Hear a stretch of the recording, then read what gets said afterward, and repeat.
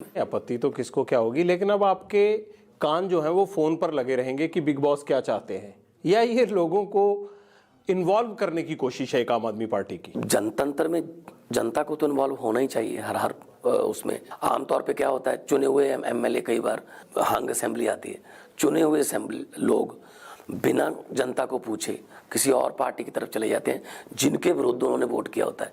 तो कम से कम यहाँ ये तो पता चल जाएगा कि कितने % लोग किसको चाहते हैं। कहाँ पड़े हो चक्कर में, कोई नहीं है टक्कर में, एकमात्र चेहरा है भगवंत मान, फिर फोन कॉल, एक हफ्ते का इंतजार, मुझे ये नहीं समझ आ रहा।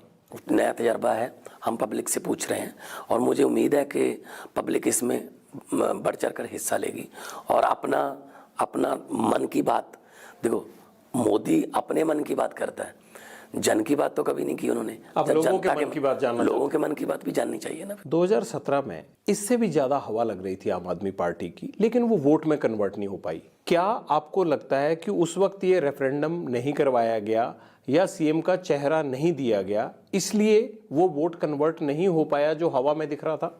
गलतियां तो हुई पिछली बार हमसे, तो केजरीवाल भी मान चुके। जी, कहते हैं कि जिसने कोई गलती नहीं की इसका मतलब उसने कोई काम भी नहीं किया। काम के दौरान गलतियां हो जाती हैं पटियाल साहब, लेकिन पिछली बार का जो हम नए थे, कुछ तजर्बा कम था। इस बार 5 साल हमने जो है वो जनता के बीच में रहकर बहुत कुछ सीखा। कई बार पब्लिक भी चेक करती है, टेस्ट करती है कि एक बार इनको विपक्ष में ला के देखें, अगर अच्छा काम करते हैं, खड़े रहते हैं तो इनको बड़ी जिम्मेदारी देंगे।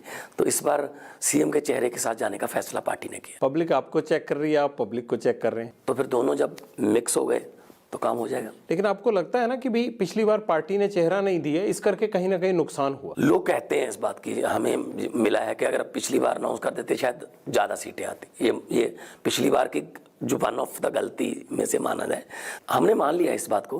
लेकिन इस बार पार्टी ने फैसला किया कि हम सीएम के चेहरे के साथ जाएंगे। और देखो, पिछली बार कैप्टन के चेहरे के साथ कांग्रेस गई थी, इस बार कांग्रेस नहीं जा रही किसी के चेहरे साथ। बीजेपी तो डबल इंजन, सिंगल इंजन के नाम पे लड़ती है। और private limited company Akali Dal, उनके घर पे भी नहीं पता, क्योंकि पिताजी भी रैलियों में आने लगे हैं। तो एक इकलौती पार्टी है आम आदमी पार्टी जो सीएम के चेहरे के साथ जाएगी। लेकिन आप एक बात बताइए मुझे, आपको कैसे पता कि कांग्रेस बिना सीएम के चेहरे के जा रही है, वो सीएम का चेहरा नहीं दे रही? उनकी लड़ाई बता रही है। सुरजेवाला जी हैं, उन्होंने बोल भी दिया है कि हमारे 3 चेहरे हैं, जाखड़, चन्नी और सिद्धू। उनके यहाँ जितना काटो क्लेश है ना, उतना किसी और में नहीं। लेकिन मान साहब, उनके तो 3 चेहरे दे रहे हैं, मुझे तो आपके अलावा यहाँ कोई और चेहरा नहीं दिख रहा। नहीं, कोई बात नहीं, हमारी पार्टी में बहुत चेहरे हैं। मैं अकेला विराट कोहली नहीं टीम को जिताता, उसके लिए टीम चाहिए मुझे। उसके लिए कोई भी बनेगा, टीम चाहिए। अगर तेंदुलकर बांग्लादेश की टीम में होता तो शायद बांग्लादेश को भी ना जिता पाता। अकेले तो हर रोज सेंचुरी नहीं लगती, लेकिन एक टीम वर्क है, टीम से चलेंगे। मान साहब, चलिए अगले हफ्ते जब हम ऐसे मिलेंगे तो आप सीएम का चेहरा डिक्लेयर हो चुके होंगे, तो क्या आपने अपनी सीट डिसाइड कर ली या नहीं अभी, कि किस सीट से आप विधानसभा से लड़ेंगे? पहली बात। दूसरी बात, क्या आप सेफ सीट चुनेंगे या फिर आप किसी कांग्रेस या फिर अकाली दल की बड़ी तोप के अगेंस्ट चुनाव लड़ेंगे, जैसा आपने पिछली बार किया था? मेरे ख्याल में कोई भी पार्टी ना छोटी तोप को नहीं उतारती। 117 तोपें कांग्रेस की, 117 तोपें अकाली दल की। अपने आप को बहुत बड़ी तोप मानने वाले, हालांकि तोप नहीं है, वो चले हुए कारतूस हैं। कैप्टन साहब वो भी तोप हैं।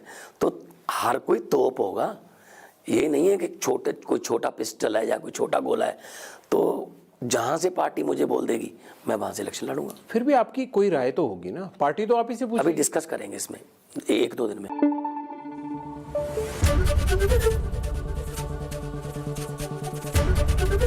एबीपी न्यूज आपको रखे आगे।